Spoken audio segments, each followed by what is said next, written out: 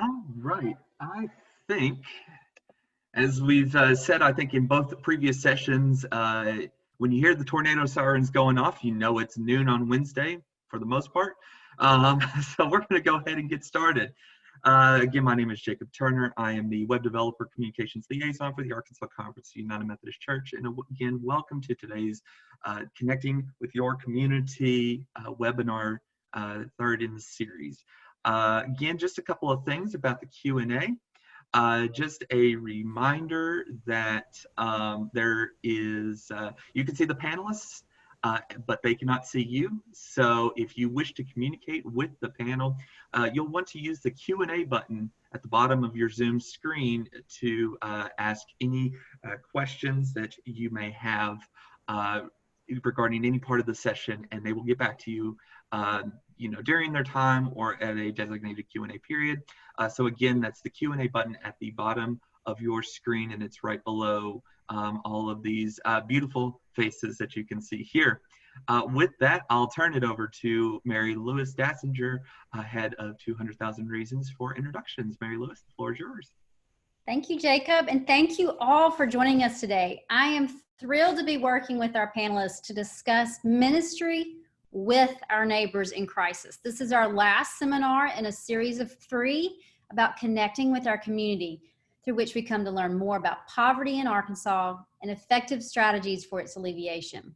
I am Mary Louise Dassinger, Project Coordinator for 200,000 More Reasons, an initiative of the United Methodist Church in Arkansas to have 100% of our churches working to help alleviate childhood hunger through feeding ministries, public witness, and education for long-term stability.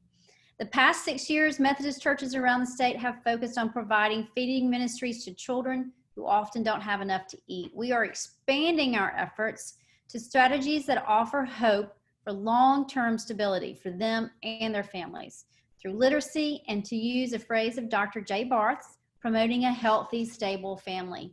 Today's discussion will allow us to understand more about families in crisis, whether it's from hunger, substance abuse, or simply being overwhelmed by the context of their daily lives. And with COVID-19 happening, it couldn't be more relevant. We will be learning about the impact of ministry with our neighbors to promote a healthy, stable family life for food and secure children.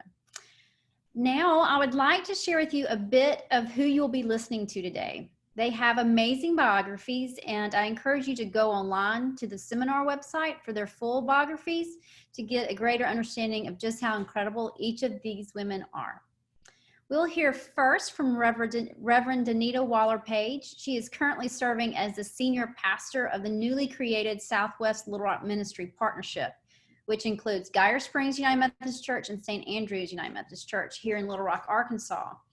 In the partnership, she leads 2 multicultural, multi-ethnic congregations with the vision of better reaching the vibrant community in that area with the message of Jesus Christ. Harriet Phillips serves in the office of Mayor Frank Scott as a volunteer, working on issues around food insecurity, homelessness, and human resources issues. She serves as Pulaski Heights Baptist Church's Friends and Neighbor Network leader and is chair of Jericho Way Local Area Council. All of this she does in retirement after a long and amazing professional life. Kimberly Heyman is the faith-based outreach coordinator for the Arkansas Department of Health. She has been a registered nurse for over 28 years and is also a faith community nurse. Kimberly has a passion for helping others live the healthiest life possible and believes that we can serve more effectively when we are at our best health. As a faith community nurse, Kimberly recognizes spiritual health as the core of a person's well-being and works with communities of faith on health outreach that impacts health, healing, and wholeness. She connects and coordinates the many programs, initiatives, and services that Arkansas Department of Health provides to communities of faith, while simultaneously keeping communities of faith connected to opportunities which can help their congregants live healthy lives. And then we'll hear from Sydney Howell, who is the coordinator of Pulaski Heights Baptist Church's Friends and Neighbor Network. Her paid work is as a surgical tech at St. Vincent Hospital. She has a beautiful family, 2 dramatic dogs, and cares deeply about helping people. While putting herself through school, she worked with Harriet Phillips and Mandy Corbett to establish the New Friends and Neighbors Network Ministry at Pulaski Heights Baptist Church. She has been the coordinator there for the last 3 years and thanks her local fan for a lot of personal and culinary growth over the years. So you can see why we want to hear from these panelists. Before Pastor D gets us started, I do want to encourage you to ask questions and make comments through the Q&A feature at the bottom, since we cannot interact as if we were in person. We want this to be a conversation. We want to have your questions and have our panelists respond to them. I will present most of your questions throughout our time together. Let us have a very quick word of prayer before we get started. Please bow your heads. Holy God, open our eyes that we may see. Open our minds that we may understand. And open our hearts that we may be good neighbors to all in our communities. Amen.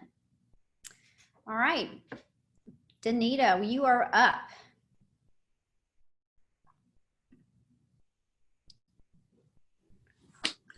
Well, good afternoon, everybody. I am so excited to be here with you all today, and I'll serve as somewhat your facilitator today, leading the questions and asking them, and just basically conversing with my sisters in this passage of ministry.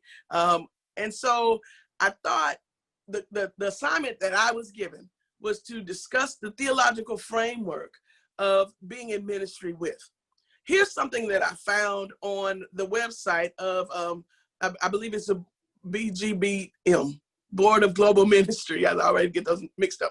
But the Board of Global Ministries has a video that I'd like to share first, and then I'll come back and give you a little more insight on what I believe it is.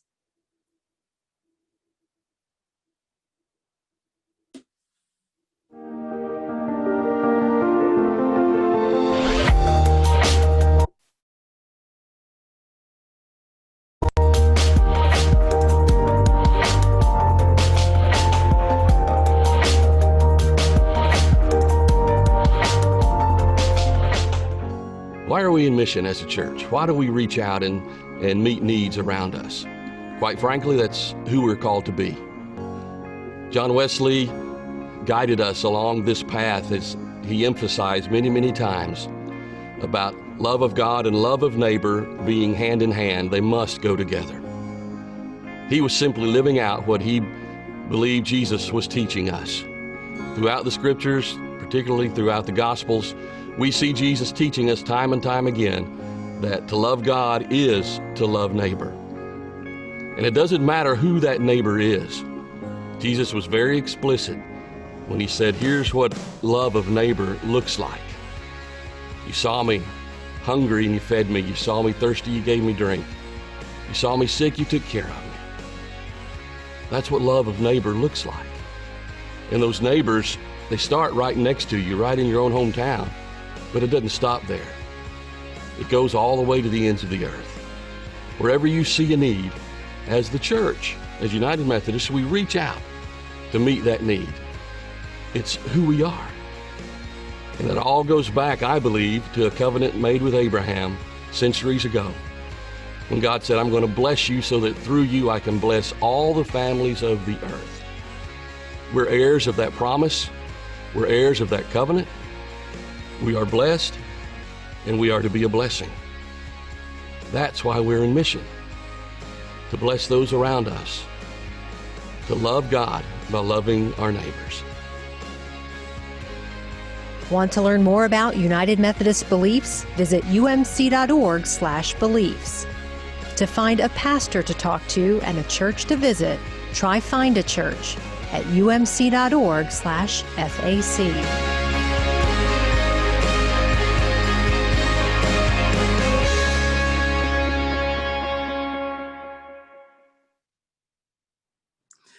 Thanks so much, Jacob. He said it so eloquently about Jesus's mission and our mission, or our assumed mission as United Methodists. Let me tell you something that's great. We talk about what it means to be your neighbor. Here's one thing that I want to share that I believe calls us to be in ministry with. those who don't necessarily look like us, those who don't necessarily speak like us, those who don't necessarily do the same things that we do. If we continue to use Jesus as our example. When Jesus was looking for his disciples, he did not go to the sanctuary, to the synagogue, to look for those said individuals. No, he went to the hedges and the highways and found those people who were in need of a savior and called them out of where they were and made them his disciples, who walked alongside him, who were in ministry with him, who saw him create, who saw him bring life, who saw him speak things into being. And then in that light of, in the enlightenment of receiving what he was sharing, they then received that same type of power. After they had walked and talked with Jesus, Jesus didn't just say, sit and watch me do this. I'm going to fix this for you, and then you'll be better. No, Jesus walked and talked and said, you see this? This is why we do this. This is how we do this. And guess what? The greater things that I've done, shall you do. And so when I see us doing ministries like this, it's not about me doing for anyone. It is us doing it together. And in Jesus modeling that, we then learned that as he left here, his disciples picked up what he left with and were able to go across the world.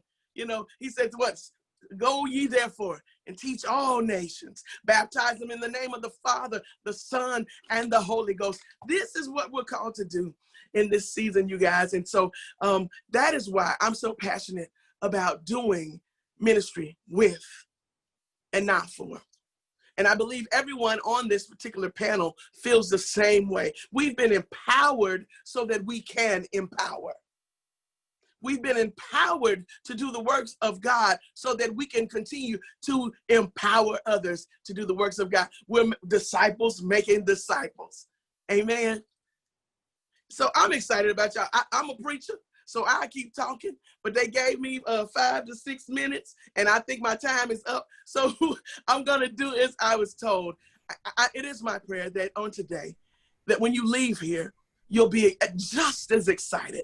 When you leave here, you'll be just as energetic. When you leave here, God will have dropped something in you. You've received a Holy Ghost download that says, hey, I got to get in ministry with these folks. Okay, I felt a shift, so let me stop.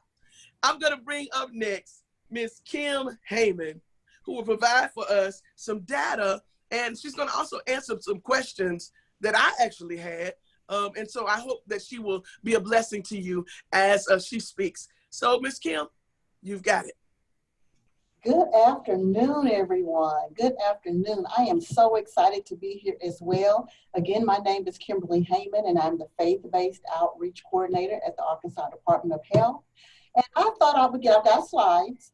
So I thought I'd begin first by just giving a brief overview of the components of the health department so that you will have a better understanding of how we all work together and to help communities have great health. So if you can just move to that next slide. All right.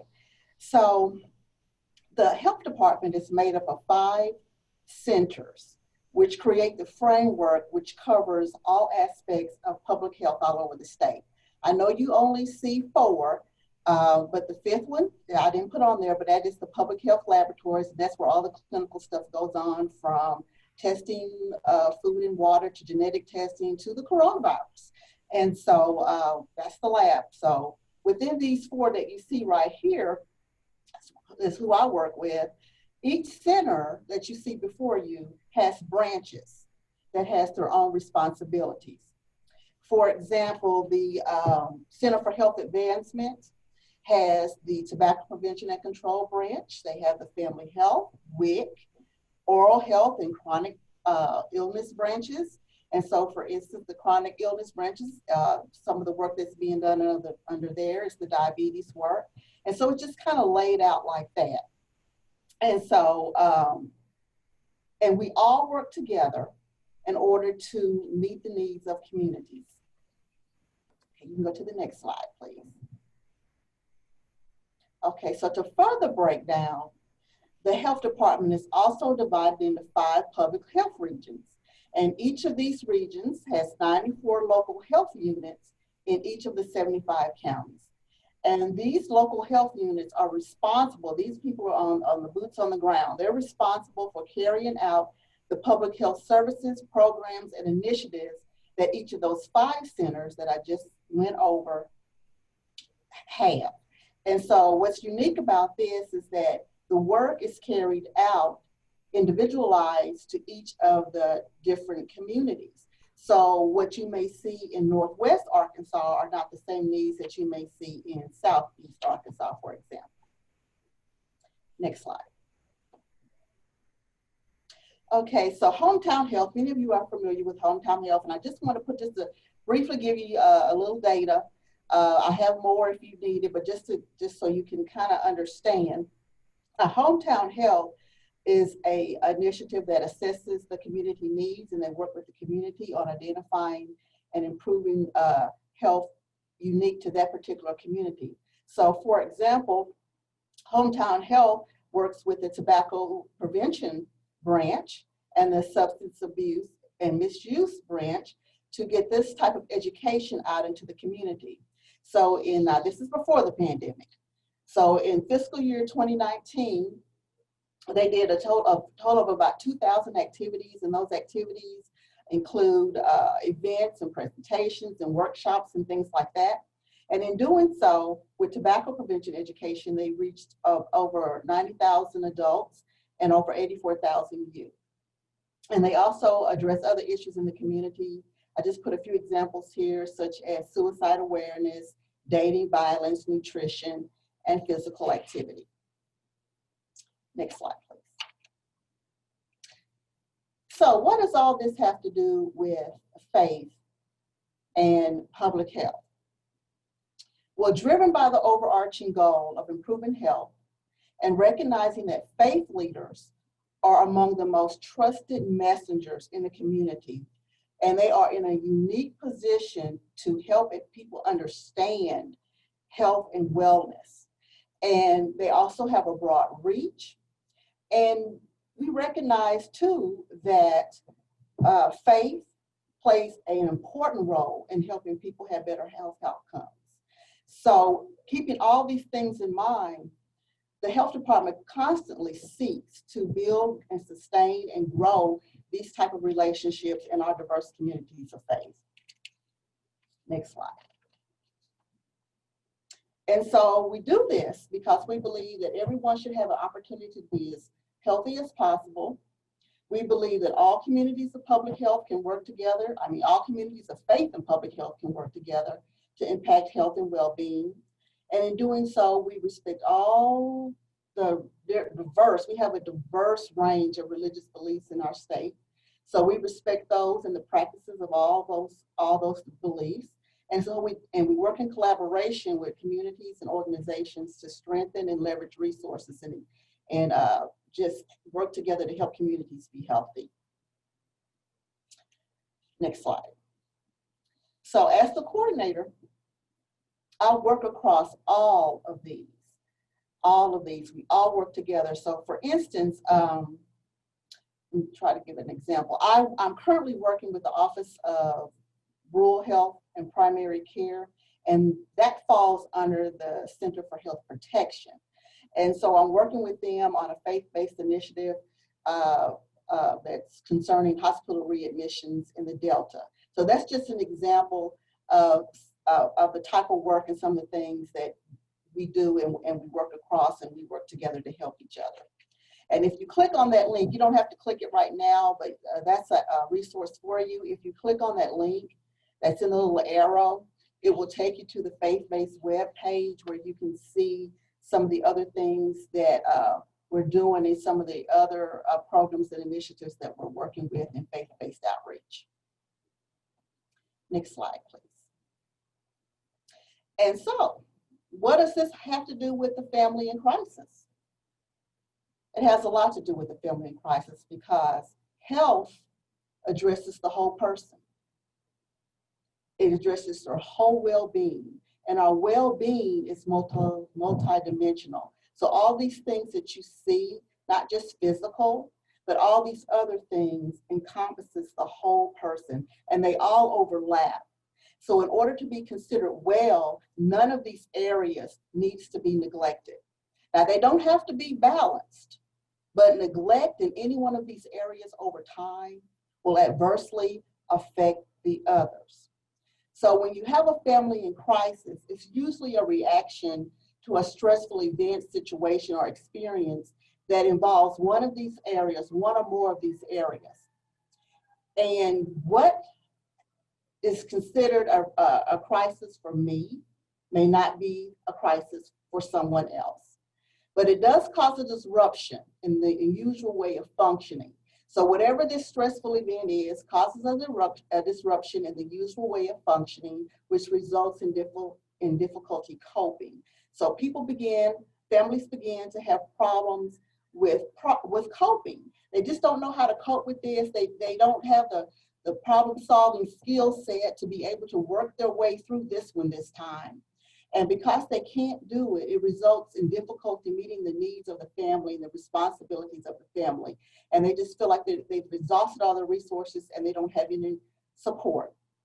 And so what happens, if this continues over a period of time, it will affect their health. It will impact their well-being, and it will impact the quality of their life. So that's why it is so important that in ministry that we be able to recognize some of these things and encompass the whole person, and in our outreach efforts work to try to help families that are facing some of the stressful events or things in these different types of situations. And that's all I have. So I hope that kind of sets the stage for why this work is so important. It absolutely does. And we thank you, Kim, for clarifying some of that. We're going to come back a little later, everybody, with some questions that we have already written up. But if you have some questions that were kind of set on fire by something that you've read already that Kim has shared, please type it in the Q&A section and we'll be more than happy to answer those later. Okay, next up we have Miss Harriet Phillips. Miss Harriet is going to introduce FAN for us and tell us about the origin of it and how did it work to surrender control. Woo-wee. So I don't know if they do this in the Baptist church, but honey, Miss Harriet, in the Methodist church, we don't like to surrender control. So I'm going to stop talking and let you talk a little bit. Tell us about FAN and tell us what it was like to start something and hand it off.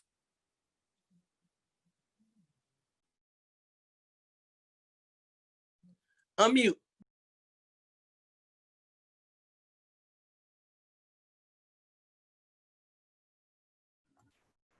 Now, good afternoon. It starts with the food, but pretty soon it's all about the community. Pulaski Heights Baptist has always been a very missional church. But in 2016, a group read and discussed toxic charity, which challenged us to do missions work with dignity. And the book also promoted a new food pantry model called the Friends and Neighbors Network. That's where we get the name FAN. In September of 2016, our congregation approved funding to begin FAN. We decided to target the two schools closest to our church, both having a high percentage of free and reduced meals. We anticipated a good turnout for our first meeting since the counselors had told us there was a great need. But we only had one parent show up. However, it was the right one. Her name was Sydney, whom you'll hear from a little bit later, and she recruited our first 12 members using her network of friends. So here is how FAN worked, and all of this is before COVID. The next slide. The food is ordered on Friday by the members, and it's picked up on Tuesday afternoon. When the members arrive at 5:30, they begin unloading. You can see even the kids are helping unload. During a FAN meeting, members sort food on tables in our fellowship hall. and they sort them by the type of food: produce, canned goods, breads, meat, and boxed goods. Then they set out laundry baskets, one for families of 1 to 3, and 2 baskets for families of 4 to 7. Then they equally distribute the food among themselves. If we don't have enough items for each family, we create an extras table where members take turns picking out produce or products. FAN provides from 1/3 to 1/2 of a family's total food needs. The food is free to them. Members do pay a $5 joining fee and $3 each meeting. Members decide how to spend the money. It is not used to purchase food. The church foots that bill. At our business meetings, we elect our steering committee and make job assignments. Each meeting, one member is in charge of sign-in and collecting dues. One helps with the children, and another is in charge of cleanup. Before Christmas, the members had collected $500 in dues, and they decided to make donations to nonprofits that they had connections to: the Van, Arkansas Dream Center, Julie's Place, and Dorca's House. The group also assembled 100 hygiene kits for those served by the Van and hospice at St. Vincent. The FAN model enables our church to be in ministry with others, not to others. A couple church members stayed pretty close the first few months, but soon felt very comfortable letting the group take over, giving them a key to the church and access to our pickup. In almost 5 years, we have never had a problem. And I really give Sydney a lot of credit for that. She has really kept the group together. It does start with the food, but as you now know, pretty soon it's all about the community.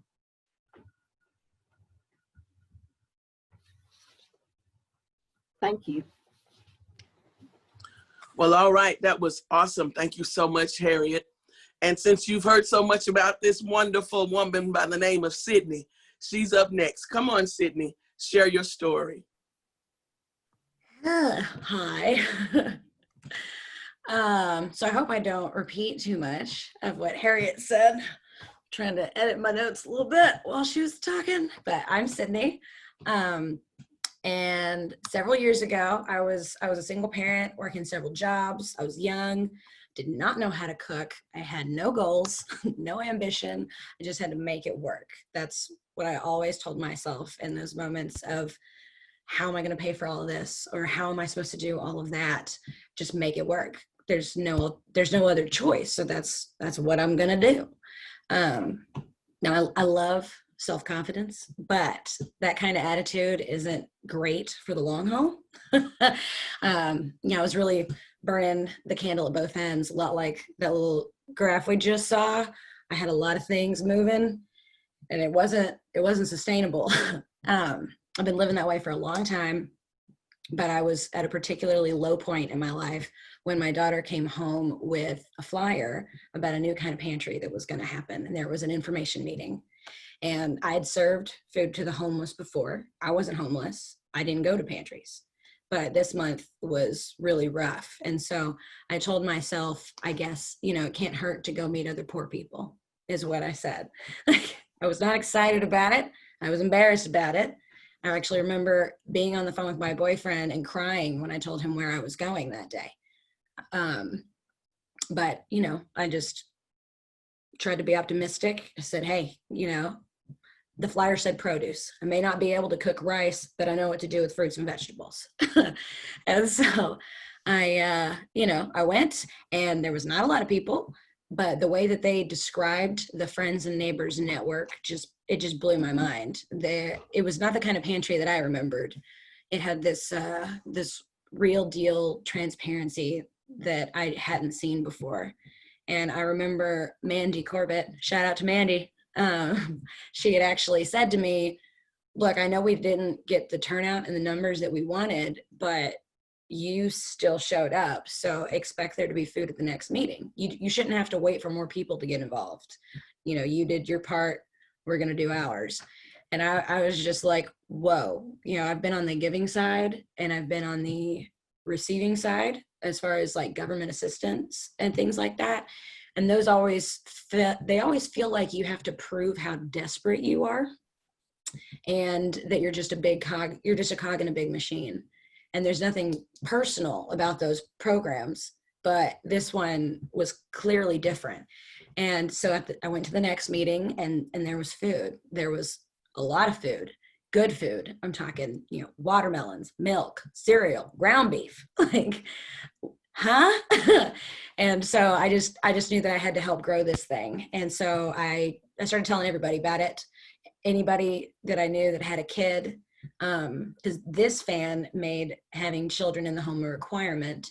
And so that was actually great. Everyone already had something in common besides being poor.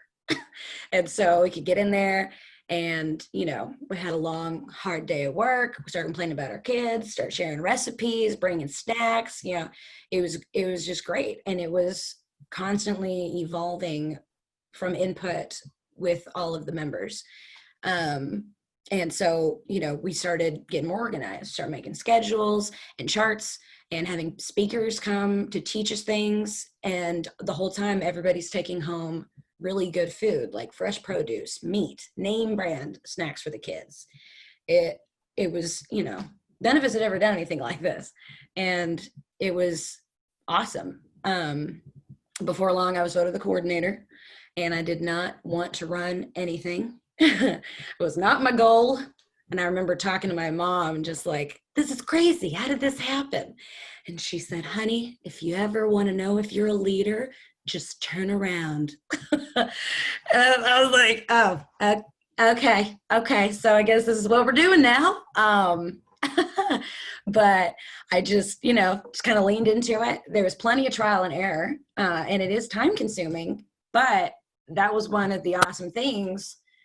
You know, it made it easy to find the right people because an alternative pantry is alternative. It is not for everyone. Not everyone has the time or the mental capacity to do something like this.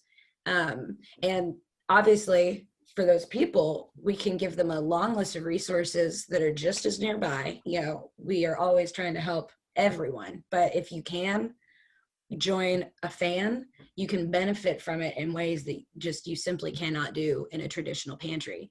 Like me, I took home so much food that it forced me to learn how to cook. I mean, Harriet used to poke fun at me all the time because she could not believe how little I knew about the kitchen.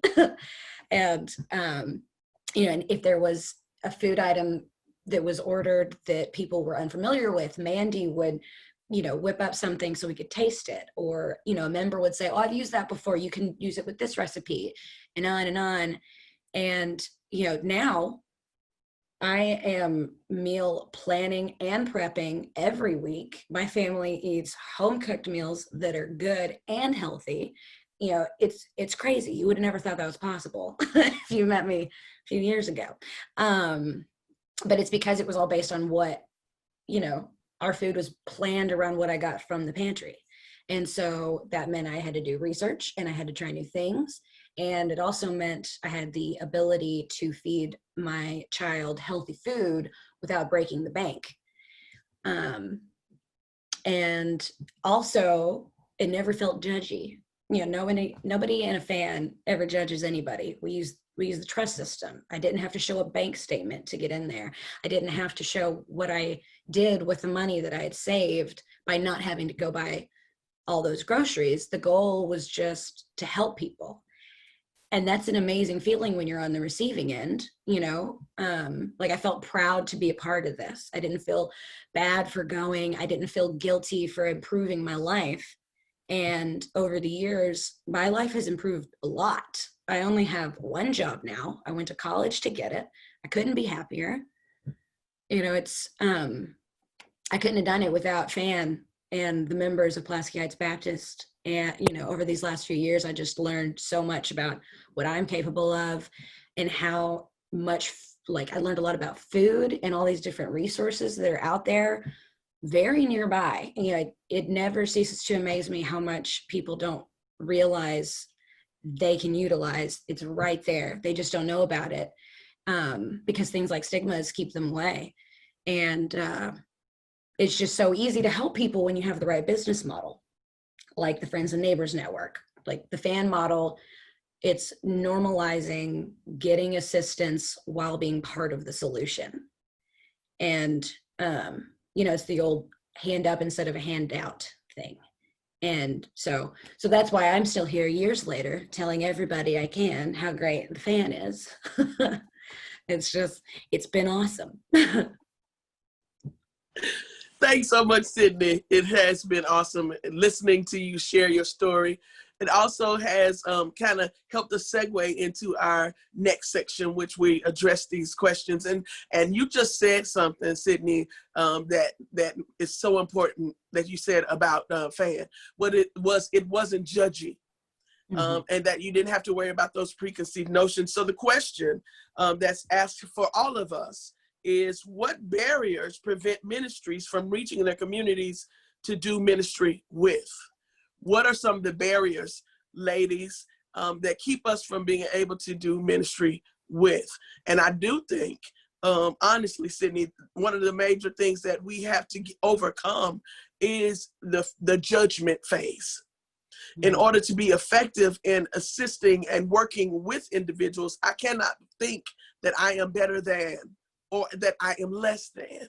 If I do that, then I've already just eliminated myself. And so I think that's one of the barriers that we encounter in ministries. It's just kind of getting over the us and them mentality.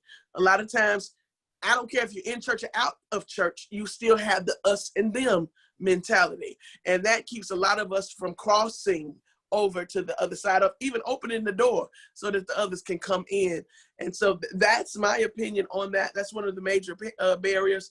Harriet, Sydney, Kim, y'all want to elaborate on that, barriers that you've noticed? Oh yeah. I think, I mean, over the years I've kind of come up with a few phrases that I like to use that really hammer it home when I'm trying to convince someone that they want to join this thing.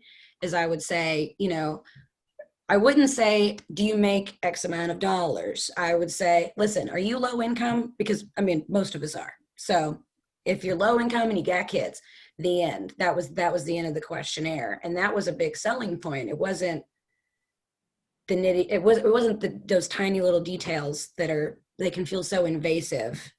It was just, most of us fall in this category. Do you? And it was that simple. It really makes people more comfortable. Thank you. I think one of the barriers to doing ministry is that we tend to think the problem is so big, we'll never get our arms wrapped around it. But if we can take it off in little chunks, and so we just reach one person, that's one person we wouldn't have reached had we not done something. So what I like to do is just start small and just see where it goes from there. There's one question on our Q&A that says, do you think Fan is appropriate for small towns? And my gut reaction is yes, but Harriet and Sydney, y'all may have a more in-depth answer for that. I would say absolutely. Yeah, I don't know why it wouldn't be. Yeah, so one thing that we may not have touched on while introducing Fan is that we actually keep the number of members in that group small on purpose. It's not, you know, the goal has never been to feed hundreds of people a day or anything like that. We, through trial and error, found out about 12 families is our max that we want to have. And that way it feels close enough. You know, it's personal, you get to know each other, but it's not so many people in one room that you can't have a conversation. And so I mean, small town's even better, because if you already kind of know everybody, it makes it easier to say, hey, again, we're all low income, right? But like, have you tried this thing? You know, if you don't know these people, it makes it harder to suggest something like that. Our goal is always for people like Sydney to rotate out. In fact, she's getting ready to rotate out at the end of the year. We've had a couple other families rotate out simply because they didn't need the assistance any longer. And that's always our goal. I think one of the things that we can touch on again, on the reverse side of that, you know, talking about small towns, we're talking about big towns and barriers that COVID has helped us relieve. In as much as like the food pantries at St. Andrew and Geyer Springs, we did have like a rigorous amount of things that you had to do. You have to fill out a form. You have to, you know, give your ID. You have to do all of those things. Well, COVID has given us the gift of drive-through pantry now. And so both of those churches have been active with their food pantry since early 1990s. One is 1991, one's 1993. And you had to be within the 72209 zip code. There were several other things. As a result of COVID, we've gotten where if you need food, you just drive through, pop your trunk, open the back door, and we put it in. And that has actually brought a couple folks to our ministries, because they said we see that you guys are doing ministry in the community. There was a question also that was asked, since COVID, Harriet, how has it affected the dynamic of the programs with FAN? How has it changed at all? Are you all still able to interact in the manner that you did prior to COVID? Tell us about that. Sydney, answer that, because she really has come up with a new model. So more trial and error. When COVID first started, we, Mandy and mine, our first thought was we can't stop doing FAN. Like, we got to figure out some way to make this work. People need food more now than ever. But we also did, wanted to follow guidelines and be safe. There's all types of people on the health spectrum who come to these things. We can't shove 20 people in a room close together. And so we went drive-through at first. But that just wasn't sustainable, because we just had like a skeleton crew of people. Only certain people were available certain times, yada, yada, yada. One of the perks of the FAN model is you don't have to worry about having a bunch of volunteers, because the people who are in it are the ones who are running it. Like, they're benefiting. Everybody is doing their own part, but this was obviously a bizarre situation. And so we ended up kind of falling into a skeleton crew situation, and that wasn't going to work. Plus, the point of having a FAN is to interact with each other. And so we recently started doing what I call the hybrid version, where we have split it into two groups, essentially, like a first shift and a second shift.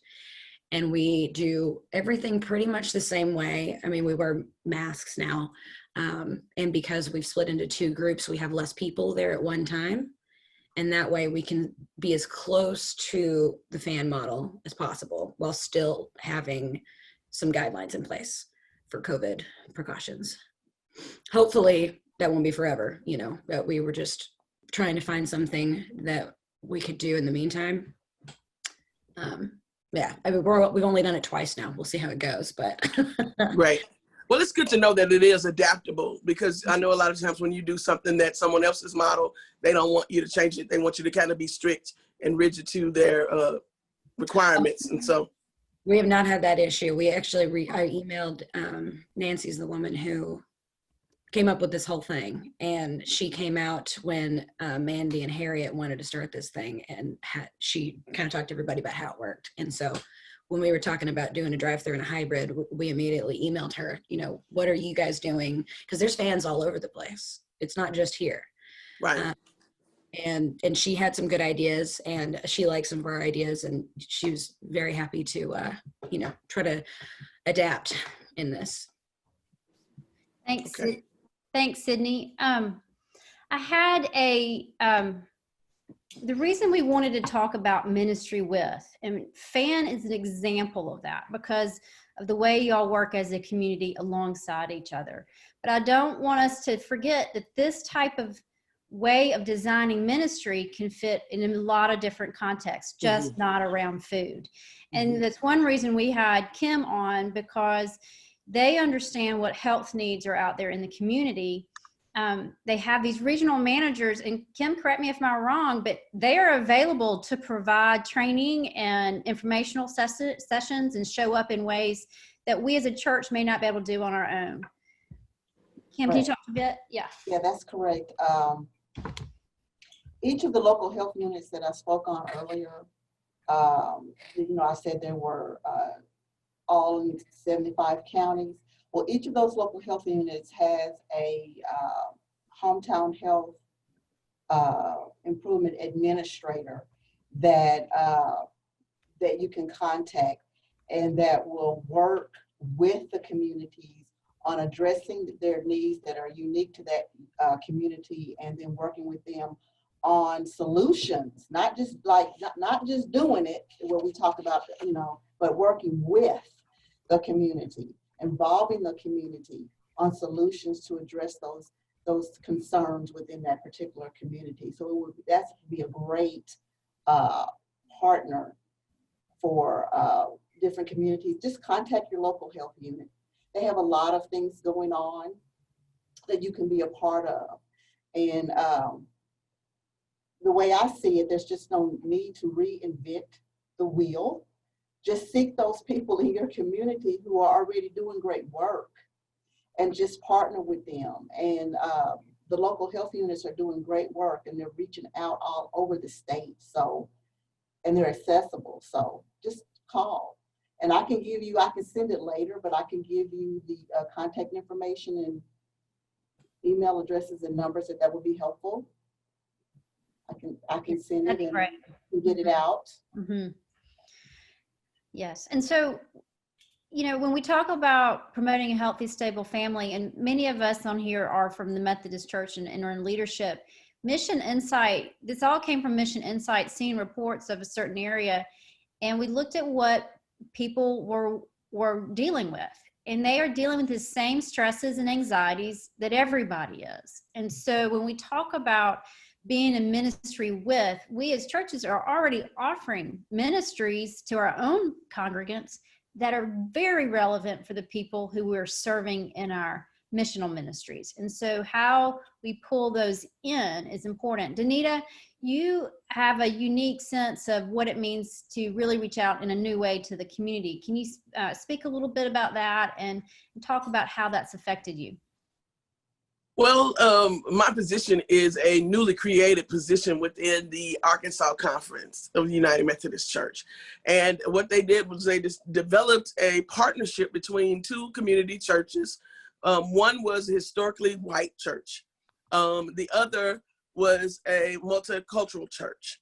But both of them are located in Southwest Little Rock, where the demographics are 65% Black, 30% Hispanic, and then you got the few little white people left. And I hope nobody's offended by me saying it that way, but that's what it was. But these people and these churches are dedicated to their churches and have hearts for ministry. And so the ones who, you have those ones that stay behind and say, no, I believe in this purpose. And so I'm grateful to be set as the leader of these two congregations. And now, as you said before, the communities look different. However, the people in the ministry still have a heart for the people. They understand the meaning of being in ministry with. And so it took that initially for them to have that desire in order for us to create change. And so like our first Sunday, it was hilarious. And if you've never met me before, I am uncut. I'm this way all the time. Everybody that's watching, this is who I am. And our first Sunday at the church that I told you was a historically all white church, Guyer Springs United Methodist Church. Not only did they get me as a senior pastor, but they got Reverend Lupita Chavaria as associate. And so I said on our first Sunday, I said, I know you told God that you were ready to do something different in ministry, but I'm almost certain you didn't think that God was going to send you a redheaded Black lady and a Mexican. But this is how God works. And so in as much as God has opened that door here, we have seen things change drastically. And as I said before, with St. Andrew, they'd already been multicultural, multiracial, but it did change it in as much as like the entire ministry team now was African American, Caucasian, and Latina. And so looking like our community, and that's exactly what we have to do. And I know for certain, this is not a cocky statement, this is a factual statement, because I've had a couple folks who had been visiting the churches to say, when I saw you as a Black woman come to lead as pastor, I knew this was my church. I knew this was my home church, and they came and joined after they had already been visiting, but they just needed that little piece of confirmation. And I say that to say, when people come through these doors of our ministries, when they drive up, when they see a friendly face, when they can identify with themselves and know it's not just a handout, it is somebody who cares about me, doing this for me.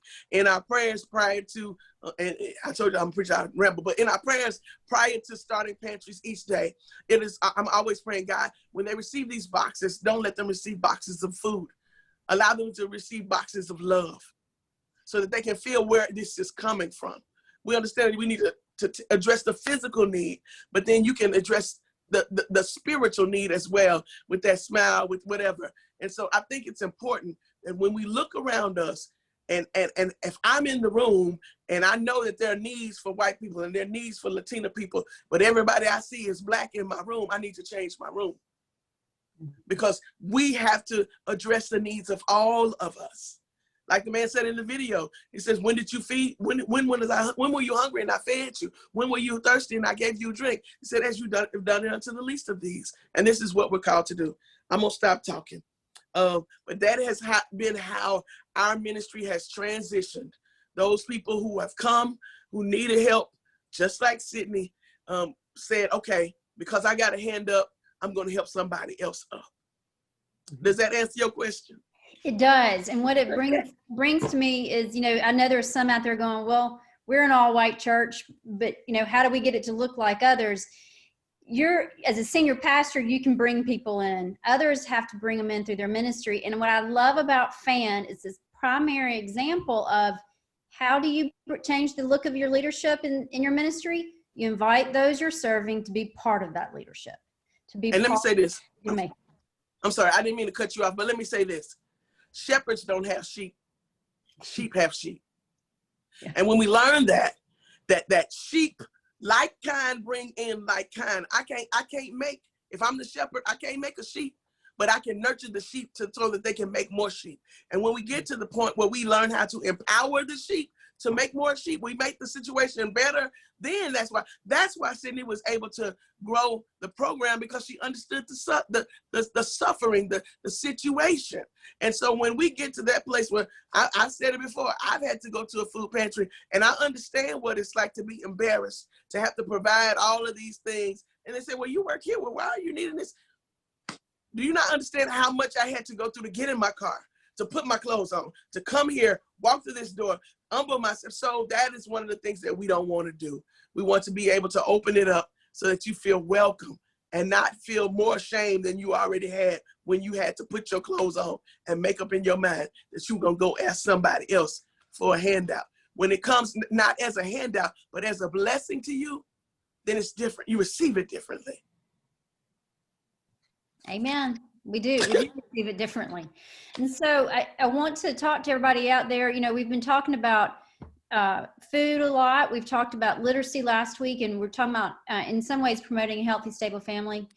And when you think about how to do that, inviting those in your community to your Daniel Plan studies, or to a wellness diet group, community support group. Invite the grandparents of those that you're serving to come together and create something like FAN. Those who are taking care of their grandchildren or on limited incomes. There's so many ways you can. I need you to think about and get creative in how do I do ministry with, moving beyond, as Sam has taught before, ministry to being with. We're going around this trajectory, Not that ministry 2 is not bad. That's where we need to start, and that's where some of our ministries are going to stay. But where can your ministry move into ministry with? And recognizing that all who come to that table have gifts, skills, and graces that God has given them. And that is part of being a community and connecting with our community. Absolutely. Absolutely. At both of our churches, we offer English as a second language. Why? Because we realize that there are a lot of Latino people. Then guess what? Well, the lady who's Reverend Jenny Duncan, who was doing English as a second language, I asked her, would you do Spanish as a second language? Because somebody like me, who's in a community that wants to learn how to speak Spanish, then we need, and so we provided that. So it doesn't have to be a big thing, you guys. Don't make it greater. It's just seeing a need and just feeling it, you know. And failure is a part of success. Failure, that's one thing we got to get over. Failure is just one step in the pathway to success. We always look at the thing, Formula 409. Formula 409. Why do they call it Formula 409? Because 408 other formulas failed before they got to the right one. And then when we understand that concept, we'll continue to do that. We'll continue to go forth. I'm grateful to be a part of this panel today. I'm going to stop talking because I think I've answered all the questions, and I think we've addressed everything. One more question that was on my paper, and I'm going to finish my task. It says this: what is one thing you want participants to take away from today? I'm going to answer it. Be like a Nike and just do it. You know, stop planning, stop talking about, stop going and making up all these things. If you got a bunch of stuff at your house and somebody else can use it, you got appliances sitting up that, you know, go donate it to the kitchen because they can use them. Just do it. Now I'm quiet. Kim or Sydney or Harriet, do y'all want to answer that question in any form? What do you want somebody to? I want to just emphasize again that it's, don't forget to have the people that you're trying to help at the table. They need to be there. You need to engage them. If, for instance, I've never been unhoused. I don't know what it feels like to be unhoused. But if I'm working with addressing this need, then I have people there at the table who have been unhoused or are unhoused. So making sure that you have these people, they need to be in the conversations, because a lot of times some of the work that we're trying to do to help others, sometimes it's not quite as effective, not all the time, but sometimes it's not quite as effective because we have failed to ask the others that we're trying to help what they need, what they want, what they would like to see. So I think it's important that they're included. Thank you, Kim. I completely agree. I mean, I can tell you several different times that somebody came to a meeting just weighed down with something they didn't know how they were going to figure it out. And there just happened to be someone else in the room who knew exactly how they can figure out. They know who they need to call. They know where they need to go. And when you have so much on your plate, you don't have time to figure stuff out all the time. But you can learn from each other in way more than one way, you know? And but you will never find out how much you can figure out if you don't talk to people. Just like at our first fan meeting, we didn't have many people showed up. We were devastated. We couldn't figure out what we had done wrong, but we didn't give up. And I think that's the lesson. You know, Sydney made it work. And thank goodness God sent the right person to us that night. So just keep at it till you figure it out. Amen. Amen. And one more thing. Yes. Just one more thing. Don't be afraid to step out of your comfort zone. You better. You got to step out. You got to step out. And we don't want to leave you alone in the lurch out there if you're ready to step out. 200,000 More Reasons staff, all of us here on this panel are resources for you. We have, this panel has been recorded as well as the other two. They're going to be on the website, connecting with our communities. You can find that at arumc.org under resources and then webinars. or you can click on 200,000 More Reasons under Ministries and find the link to all of the resources we have. Do check out each of the dates for the resources, because they've listed some under each date. And I just want to point out a couple that are important. I know to some of us here on the panel, toxic charity, how churches and charities hurt those they help and how to reverse it, includes Fan and their story. And we have a link to that book. One of my personal favorites is What Every Church Member Should Know About Poverty.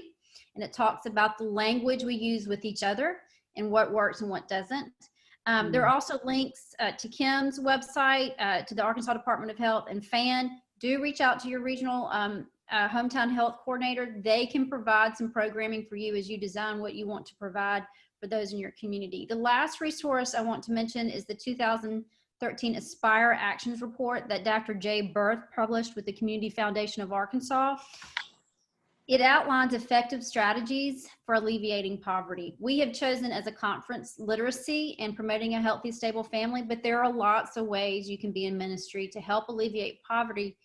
And since this is part of 200,000 More Reasons, and our goal is to end childhood hunger, we know that by alleviating poverty, families can move out of the food insecurity world that they live in.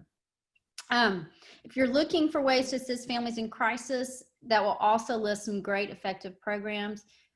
If you have questions, come to us. We'll help you figure out what you want to provide. We are that type of resource and we want to do it with you. We have gone past our minute one time. If you have more questions, ask them in the Q&A. We'll be here for just a few more minutes. But thank you all for your time. Thank you, panelists. Y'all did amazing. And go be a blessing to someone in your community. Bye. Bye, y'all. Great job, Sydney. Great job, everybody. Y'all did great. Everybody, yay! This was fun. It was fun. It was fun. Yeah, we have questions. Nikki Fullerton said thanks all. Yay. Yay. Hopefully I didn't get too preachy. Well, sometimes we just got to preach, right?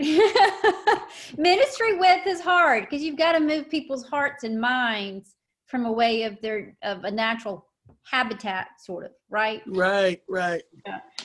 So I really commend you all for doing this. It's a great resource for churches. I may even go on the website and steal some ideas. You don't have to steal them. It's like the library. Just check them out. Just check it out. Curious, how often do you do this? Yeah. So thank you.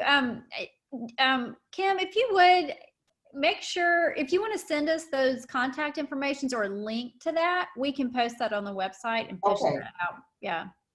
So just send it to you? Yeah, we'll get it out. And would you mind sharing her presentation with us so that when we get ready to talk to our congregations and stuff, we'll have some of those numbers as well? Yeah. Are you okay with us sharing your PowerPoint, Kim? Yes. Yeah. And Harriet, I can get more numbers if you need it, because I didn't, I had to be brief. Yeah, give them a snapshot, but yeah. If you have something around like county specific data, a lot of people will find that helpful for sure. Yeah. Mm-hmm. You're right, Nikki. Failure is just one step towards success. That's right. I'm telling. Mm-hmm. Oh yeah. Yeah. I heard when Harriet was talking, I wanted to come in. I thought about this. Y'all remember hearing the story of the little boy on the beach, and the wave had sent in all of these starfish, like thousands of starfish on the beach. And so the little boy throwing the starfish back in, and the grown person said, "Man, what, baby, what are you doing? It's thousands of these folks that, it doesn't matter what you do. You can't save them all." He said, "Well, it mattered to this one." So, and he just kept going. So we got to get to the point where we realize we may not be able to save them all, but the ones we can throw back in. And so, Harriet, when you said that, exactly the visual that came in my mind is like, you don't have to start big, but just start with this one. Mm-hmm. Yeah. Oh yeah. Trial and error. Trial and error. To learn. I think, Sam, our next step should be writing an article about ministry with, and keep pushing this language out there and providing more examples of what that looks like for people. Sam and I have been just awed by the book from Nicole Fulgham Baker. Is that right? Or Baker? What's it called? It's called, let me make sure I get the name right. Unless Educating Educating God's children. Yeah. Educating All God's Children. And she also kind of sets it's about closing the academic gap, but she's not Methodist, I don't think, but she uses, Danita, our language, all people are of sacred worth, as her biblical framework, theological framework. And she puts it into about, it's a justice issue, and that every child is born with potential that's designed and intended by God, and that in my thought, that was like, well, and we are all born into this broken world.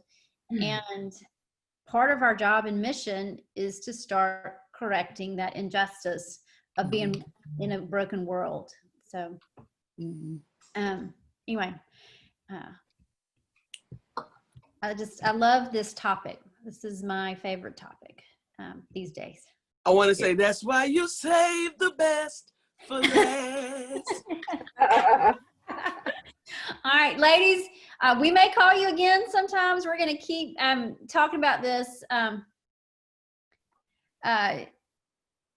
Thanks, Nikki. Nikki was like, please, I discussed this with my UMW circle yesterday. So we'll keep talking about this and keep in touch. Sydney, proud of you. You did great. I think all of us are probably used to speaking in front of crowds a lot more, and I don't know how much you are, but you did as naturally as anybody did. So you did a great job. Yeah. All the practice I've gotten is being a fan. Just one of the many. Obviously, you're a natural leader. Your mama was right. Just turn around. Right.